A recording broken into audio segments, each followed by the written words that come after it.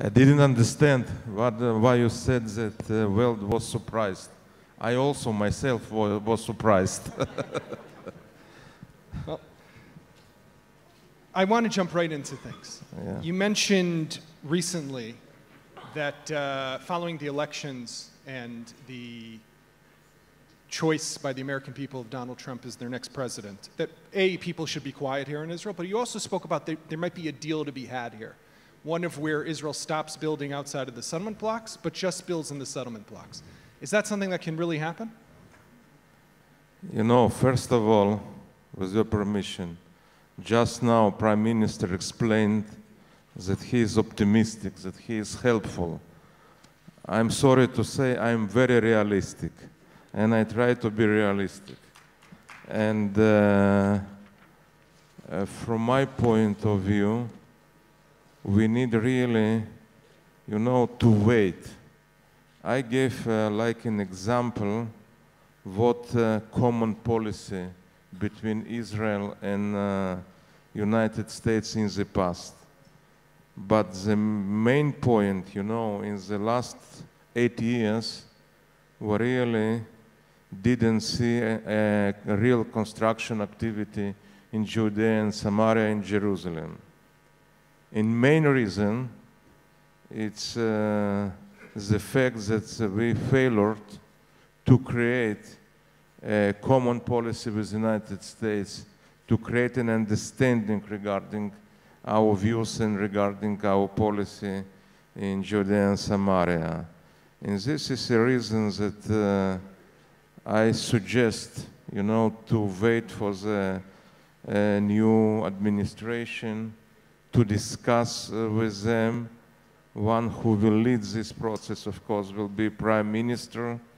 And I think it's really today for us, it's crucial not to create slogans, not create news, but to give enough time to the new administration, to the president-elect, you know, to create with us a new approach to the all this dispute with the Palestinians and Judea and Samaria. But if I zoom out and I look at the larger relationship between Israel and the United States, which apparently over the last 8 years, it's no secret, there's been some bumps along the way, and maybe tension, hostility, whatever you want to call it. Do you foresee that with this new administration, that relationship, those ties will be smoother, different? First of all, we respect all administration. We respect American choice as a choice of their citizens. It doesn't matter what administration we have in Washington. Our commitment to work with every administration. Secondly, I don't think that we should take our relations with the United States for granted. I think that it's really, you know, to keep some caution, not, you know, to run, not to create expectations. I think that we will discuss in a very serious way. We are serious. We have, I think, a good experience in the Middle East. We have on our common agenda a lot of items, and not only settlements, not only Palestinians. If you ask me, I think that the first item, no doubt, it's Iranian issue. The second item, it's this current situation in Syria. And of course, we see even this morning I saw on TV screen that President-elect, he has an intention to be active between us and the Palestinians, to bridge, and of course we are open. What do you say to some of the other members of your coalition who have come out and said it's time to press the reset button on the whole two-state paradigm. That's no longer relevant. There's a new president with new ideas. Is it one state, no state, zero state? I don't know, but we can press the reset. Again, I think that it's crucial to keep silence at least before, end of January, and everybody knows my position, everybody knows the position of Bayit Yehudi, Likud, etc., etc. And I think it's really unnecessary to create a lot of noise today. I think that it's much better to discuss, as we mentioned, with new administration in February, in March, all our understandings, all items that we have on the table, and at least today it's much better to concentrate on some problems that we have within Israel. With Trump's election, are you still concerned, the Prime Minister has spoken about this as well as other people, that President Obama in his last days in office, what's known as the lame duck period, will do something regarding Israel and the Palestinians, a UN Security Council resolution, a speech, some other move that could have potential harm or damage to Israel's diplomatic standing? I don't think so. It's clear that we're in transition period. It's clear that today, not only in Israel, but in the world, we are waiting for new policy, for new administration. I think that with all due respect to all our politicians and journalists, the Obama administration, especially their security commitments and their contribution to our security also, it was very, very significant contribution, include the MOU, and no speculations, no rumors. We are serious people, and we will wait 2 months. But to those who say that Israel could have gotten more money out of the MOU, not just the $38 billion, had it signed or negotiated a deal before the Iran deal was finalized, is that true? It's a rumor, speculations, and one who really knows very well the circumstances, every move regarding this MOU, I think that we achieved really very, very good, very successful MOU. I know that within the military, they're now finalizing what they're going to be doing with this money, with this new budget. Can you shine some light? You have some proposals? Sorry? You have some proposals for us? You're the defense minister. You're signing the check, no? Yeah, but I think that, Israel still, with all optimism, we still the countries that we are facing more challenges than any other state in the world. I look on our borders. We have in Gaza Strip, we have Hamas and Islamic State. In Sinai, we have Jihad and Islamic State. In Lebanon, we have Hezbollah. On Syrian border, we have Al-Qaeda. And behind all of them, we have Iranians. And I think that as defense ministry, IDF will really have,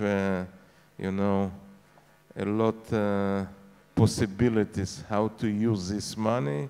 And I hope that we will use it in the best way. You could always buy some more submarines.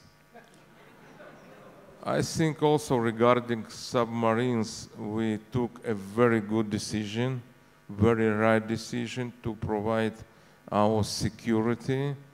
It's impossible to speak in details, all discussions, but I can assure you that we took the best decision, and it was really large consensus in security establishment and in political establishment regarding this decision. But I have to ask you, now that you're defense minister already for several months, and your predecessor says... 6 months. 6 months, half a year. And your predecessor says that he didn't know about this deal with the submarines. Is that possible that a defense minister wouldn't know about such a massive multi-billion shekel deal? Sometimes when people in opposition, when they in, you know, some complicated situation, they have problem with their memory. I think it's the same case. But getting back to two last questions about the submarines. They're really needed for Israel. Israel needs so many submarines. I mean, some people would say, what are we spending so much money on these vessels? Try to understand how many submarines we have in Mediterranean now, in this moment, around us. How many submarines have all our neighbors together, and you will have the answer.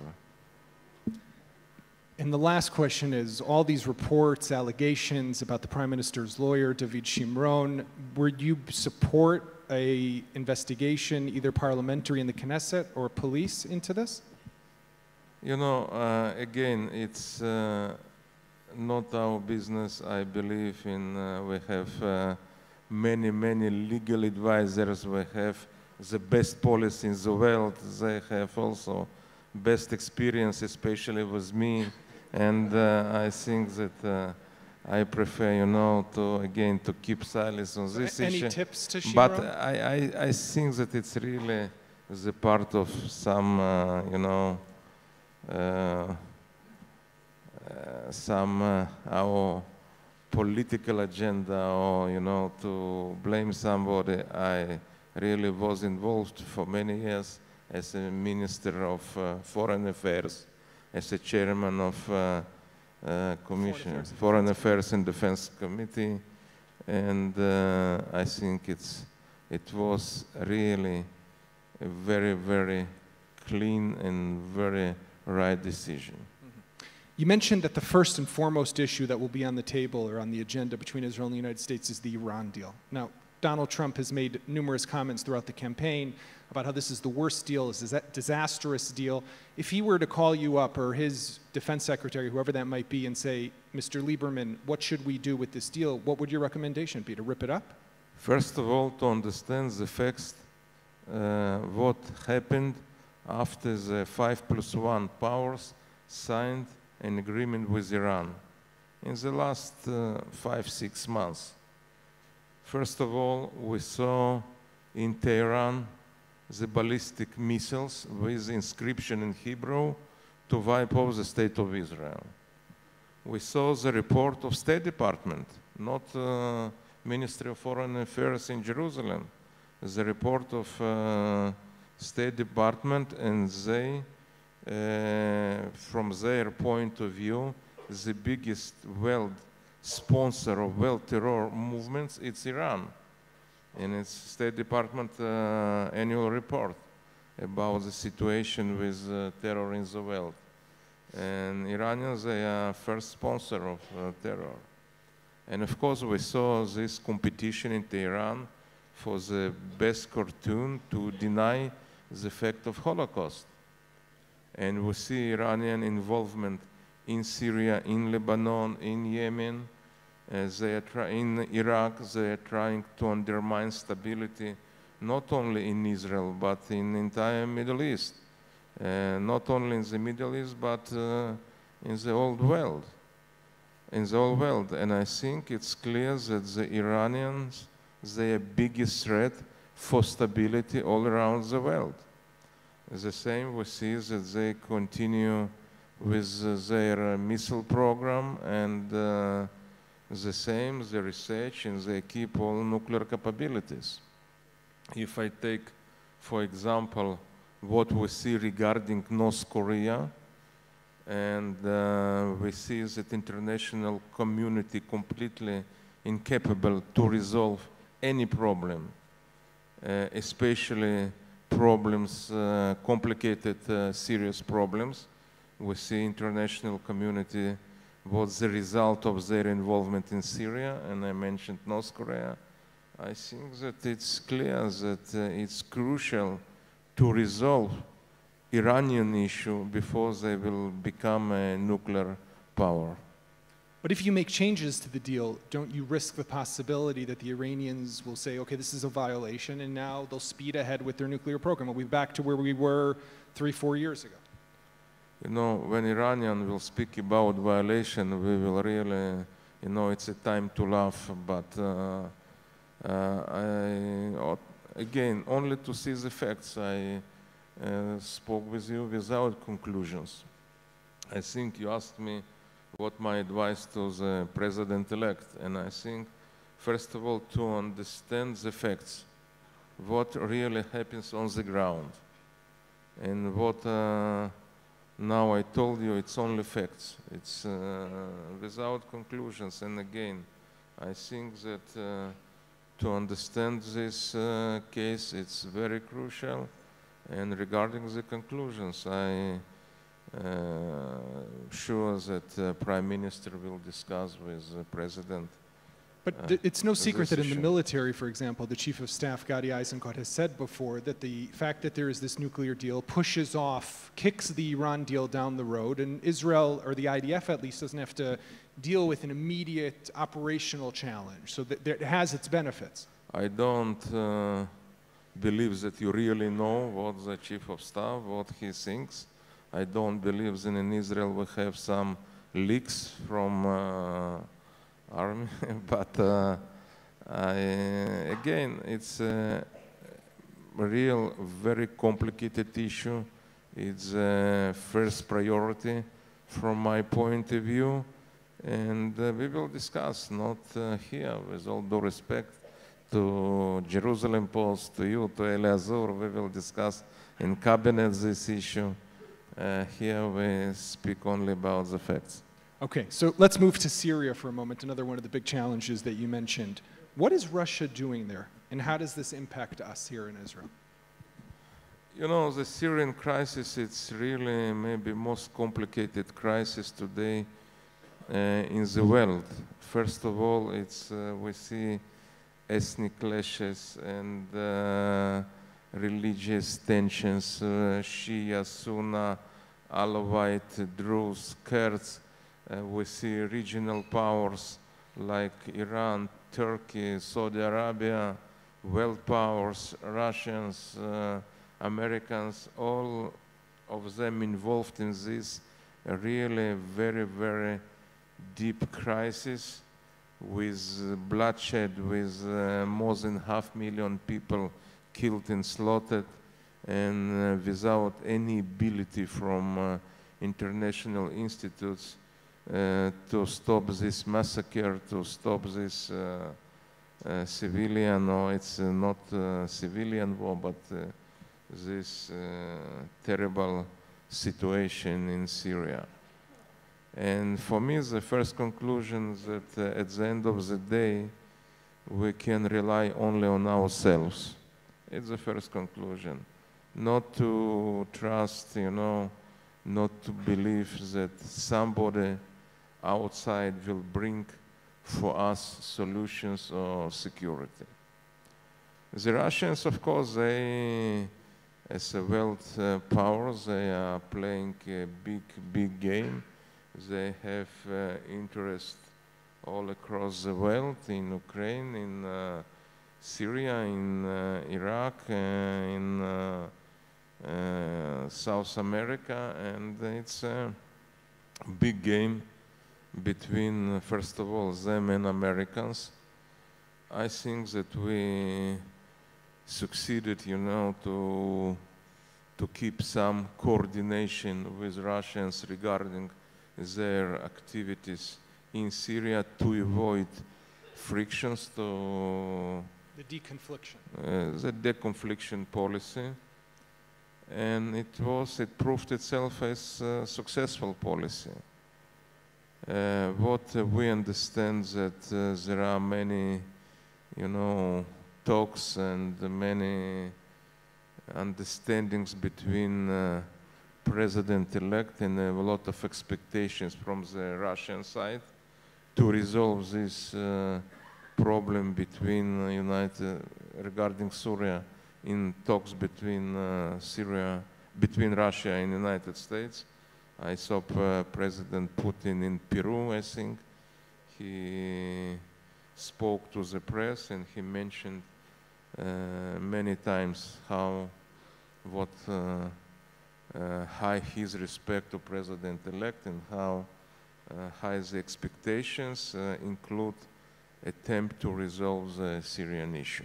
Are you concerned that those two, Trump, Putin, will strike a deal on Syria and will be left aside? I think that we will try to explain to the both sides what our problems, what our interest in this solution, and I sure that we're able to defend our interests and our security interests even if they achieve the direct deal regarding Syria.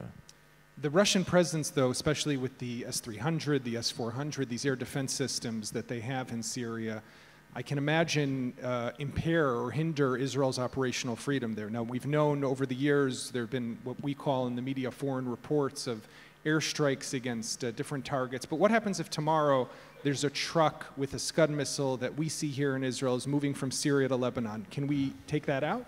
You know, we keep really for ourselves free hands to every operation, and we have the political will and determination to defend our interests despite all, sophisticated missiles and systems and equipment that we have today in the Middle East. And also we are, not looking to provoke somebody, but we will protect our interests regardless all systems that we have in our region.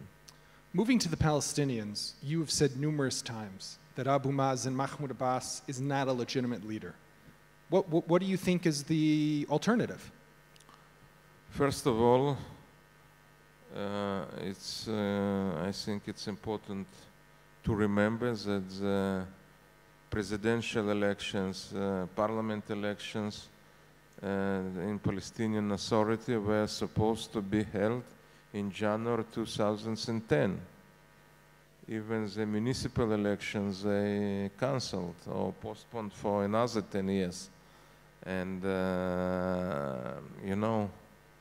he has no control on Gaza Strip. And it's clear that, when we speak about legitimate leaders that really has support from all his citizens and he elected, and we speak so much about the democratic values and freedom of choice and free elections. Some of us, they forget immediately when it comes to Mahmoud Abbas.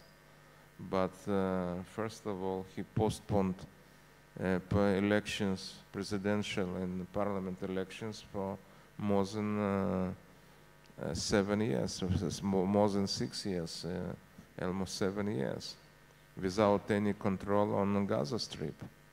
And the same, I don't believe in his intention to achieve real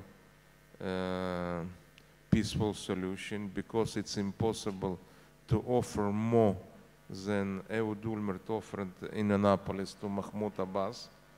When I saw in our press the details of Olmert proposals, I was shocked, and I don't believe that in future we will have any prime minister that will offer more than Olmert in Annapolis. And I think that conclusion it's very, very simple. And that is? I think that we need at least, some interim solution for the next 2-3 years. Everybody who speaks about final status agreement in the next 2, 3, 4 years. I think it's, you know, in Arabic we say pistihaloimes. It's illusions. I think it's clear. I think it's crucial, you know, to strengthen the trust between two sides. I think that economic stability in Judea and Samaria, it's also our security interest. It's for us, our policy today to improve the economic situation in Judea and Samaria, to create more security cooperation, the direct dialogue, to avoid the Ramallah, the Muqata, direct dialogue with Palestinian society. And carrot stick model that you've spoken about. It's sticks and carrots, but also the dialogue to understand. And I think that, you know, at the end of the day, the Palestinians, as all normal people, they think how to feed their families, how to provide better health care, education for their children. And I think that despite political, you know, tensions and frictions, we keep the situation under control. And also it's not to take it for granted. It's a lot of efforts, a lot of hard job. I think that our military, the police, all of them, they are doing very, very hard, but very successful job. You recently gave a rare interview to the Palestinian press, and you said that the next war in Gaza will be the last one. What does that mean? How will that next war be different? As you understand, we will not discuss the next operation, but first of all, our efforts to avoid the next war. We don't, you know, we are not looking for confrontation to create in artificial ways the next war. We hope that the same in the Gaza Strip, the reasonable people will take, you know, the power, that they will understand that it's much better, you know, to develop industry, economy, trade relations. I told many times, I remember my last conversation with Arik Sharon before he fired me from his government, before disengagement, and I told him, Arik, what are you doing? And he explained me that he has a vision, and one day Gaza will turn to be a Singapore of the Middle East. I think as idea, maybe it's a good idea, but first of all, for us it's necessary to see demilitarization of Gaza Strip. You know, we're ready to cooperate, we're ready to remove the naval blockade, but first of all, demilitarization. It's impossible, you know, to enable for Hamas military arm to manufacture missiles, to use international aid for digging tunnels, and you know, to brainwashing the young population with really, you know, all Nazis, symbolic Nazis mind against Jewish people, and all that, and the first thing that they are preaching, you know, to destroy the state of Israel. Is there a deal to be had, though, like give them a port or that artificial island idea, and then they demilitarize? Is that even possible? Only after demilitarization, not even 1 hour before. There's strong commitment, and after not only commitment, but demilitarizations that we will see in our own eyes. And I have to ask you one last question. You're 6 months on the job, as you said. Ismail Hania, still around? He is still in the world. He is not in Gaza Strip, but he is still. And you know, in the next year, when we will sit here, we will ask me the same question. Okay. Defense Minister Avigdor Liberman, thank you. Thank you.